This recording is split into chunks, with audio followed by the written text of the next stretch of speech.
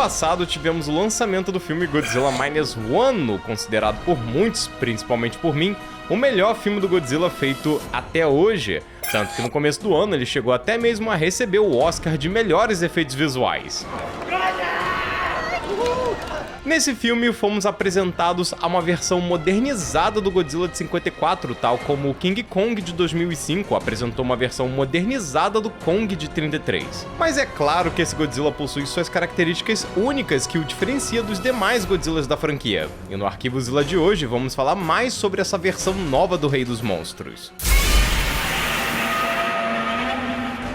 Enquanto a Legendary Pictures se diverte com Godzilla e com Kong fazendo filmes que lembram muitas bizarrices dos filmes do Godzilla da era Showa, a Toho, o estúdio que criou o monstrão, decidiu produzir um novo filme que resgataria a ideia original do que é o Godzilla.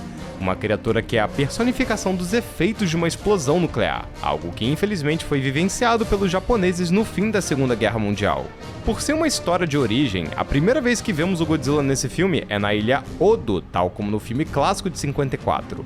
Porém, ele ainda não tá na sua forma mais conhecida. Para minha surpresa, o filme quis trabalhar a ideia de que o Godzilla era uma espécie de dinossauro parecido com um tiranossauro que de alguma forma sobreviveu da era Mesozoica até o período em que se passa a história do filme. Algo que lembra muito o filme Godzilla vs King Ghidorah, onde descobrimos que o Godzilla da era Heisei, ou então Godzilla da década de 90, era originalmente um dinossauro chamado Godzillossauro. Mas ao contrário do Godzillossauro de Godzilla vs King Ghidorah, que ajuda os japoneses na Segunda Guerra Mundial, o Godzillossauro de Minus One devora e escrotiza a base militar japonesa da ilha Odo. Muito foda. Me lembrou até mesmo o Senhor Dinossauro devorando o Kaique na série clássica dos compadres. E claro, me lembrou também a Rex de Jurassic Park. E por falar em Rex, o design do Godzillossauro desse filme me lembra muito um dos designs descartados do Godzilla de 2014, que seria bem semelhante a de um tiranossauro. Provavelmente design esse que tentava emular mais a estética realista do filme, mas que eu acredito que foi descartado por destoar muito do personagem original. O governo japonês oculta o incidente com o Godzillossauro e diz que o ataque na ilha Odo foi causado por forças americanas.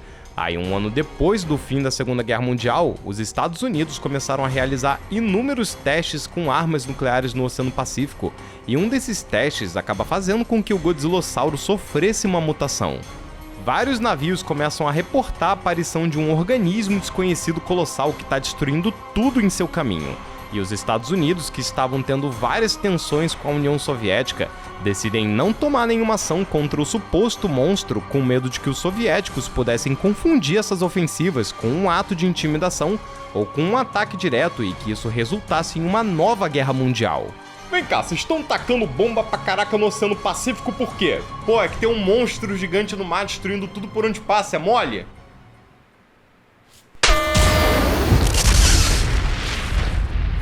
Bem, sem a intervenção dos Estados Unidos, os japoneses são deixados para lidar contra o Godzilla. Só que a merda é que esse é um Japão recém-derrotado da Segunda Guerra Mundial. O exército estava completamente dizimado, as cidades destruídas e o governo ainda estava vendo como ia se reorganizar. Como um país assim ia lidar com um monstro gigante indo em direção a ele? Essa foi uma pergunta pra vocês. Manda aí nos comentários como vocês lidariam com essa situação. Você é governador de um país recém-derrotado em uma guerra com um exército capenga tendo que derrotar um monstro gigante. O que você faria? A pior parte é que, lembre-se, esse não é mais o Godzillossauro que vimos na Ilha Odo. Esse agora é o Godzilla na sua forma mais familiar. Aí aquelas características básicas, né? Pele e colete à prova de balas, brinca tanto na terra quanto no mar. Olha lá ele referenciando Jaws. Reboca cidades como se ninguém fosse ficar puto, não respeita os trens. Porém, aí vem as grandes diferenças. Ironicamente, a primeira que eu ia citar é o fato de que, em comparação com os demais Godzillas que vimos nos últimos anos, esse é relativamente menor. Mas lembre-se dos ensinamentos do mestre Yoda. Tamanho importa não, mané. Afinal de contas, por mais que ele seja um Godzilla menor em comparação aos demais, sua baforada atômica é aterrorizantemente poderosa.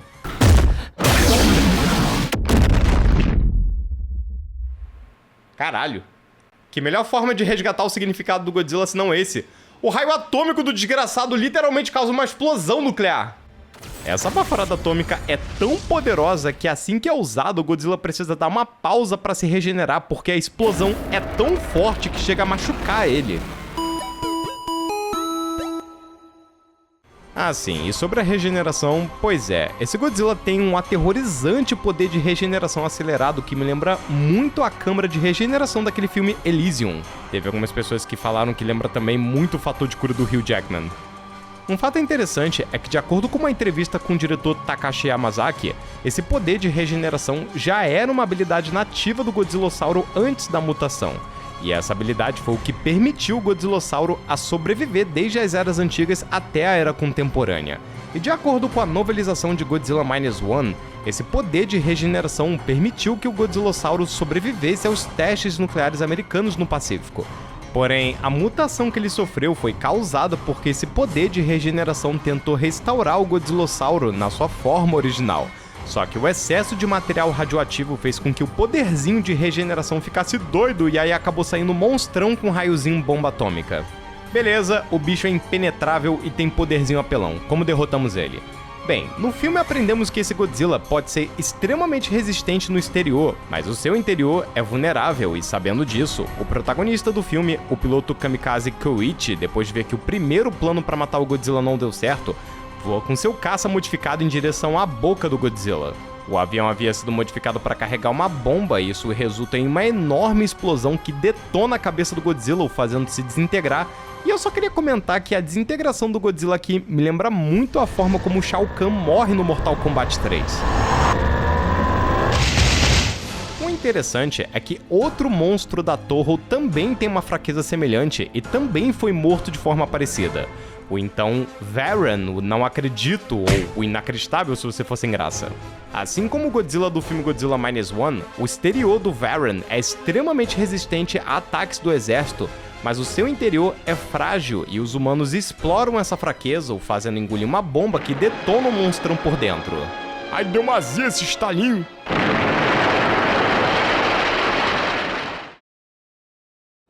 Apesar do Godzilla ter sido desintegrado, antes dos créditos do filme vemos uma cena em que uma das partes que soltou dele começa a se regenerar, indicando que esse Godzilla em breve vai estar de volta. Agora, será que veremos esse Godzilla novamente, ou será que essa cena da regeneração do pedaço do Godzilla é só uma referência ao final do filme Godzilla, Mothra, King Ghidorah, título gigante que eu não vou falar de novo? Bem, só o futuro vai nos dizer. Mas uma coisa é certa, essa não será a última vez que veremos o Rei dos Monstros em ação. Minha conclusão sobre esse Godzilla. Pra mim, esse Godzilla tem o provável melhor design de toda a franquia. É a perfeita mistura modernizada do design do Godzilla de 54 e do Godzilla da era Heisei, o então Godzilla da década de 90. Eu achei muito maneiro o fato dessa versão do Godzilla começar numa forma de dinossauro e aí ele evolui pra essa versão mutante atômico. E assim como o Shin Godzilla, eu gosto muito do fato desse Godzilla ter vários mistérios. Eu sinto que muita coisa sobre ele não ficou explicado, mas o filme consegue trabalhar esses mistérios de um jeito que não parece que tem algo faltando. Parece que estão permitindo que a gente reflita sobre o filme e tiremos nossas próprias conclusões sobre ele, o que honestamente pra mim só deixa as coisas bem mais divertidas. Mas e você? O que você achou dessa nova versão premiada do Rei dos Monstros? Curtiu ele ou prefere alguma outra versão do Lagartão Atômico? Qual foi a habilidade dele que você achou mais interessante? E aproveitando essas perguntas, e aí, o que você achou do filme Godzilla Minus One? Tem alguma opinião que você queira compartilhar com a gente? Manda aí nos comentários e, como sempre, vamos trocar a famosa ideia.